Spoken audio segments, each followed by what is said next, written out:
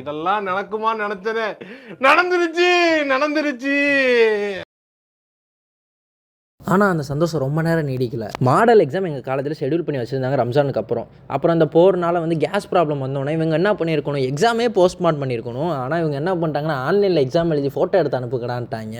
இந்த எக்ஸாம் எழுதுறதுக்காக காலைல லீவு நாளில் 10 மணிக்கெலாம் எந்திரிக்க வச்சுட்டாங்க. ரொம்ப சங்கட்டமாக போச்சு. சரி எந்திச்சு அப்படின்னா எக்ஸாம் எழுதி தான் ஆகணும்னு சொல்லி எக்ஸாம் கை வலிக்க எழுதிட்டேன். இதில் ஒரு குட் பார்ட் என்னென்னா நமக்கு வந்து 2 மணி வரைக்கும் டைம் கொடுத்துருக்காங்க. அப்புறம் ஒரு வழியாக ஃபோட்டோ எல்லாம் எடுத்து பிடிஎஃபாக கன்வெர்ட் பண்ணி கிளாஸ் ரூம்லேயும் போய் அப்லோட் பண்ணியாச்சு மக்களை. எக்ஸாம் எழுதி முடிச்சிட்ட டயர்லே கீழே போனால் நம்ம மம்மி நமக்காக ப்ரான் செஞ்சு வச்சுருக்காங்க. அதை நல்லா நாக் அவுட் பண்ணிவிட்டு வீட்டில் இருக்க போர் அடிக்குது அப்படின்னு சொல்லி ஃப்ரெண்டு கூட கிரவுண்டுக்கு வந்தேன்.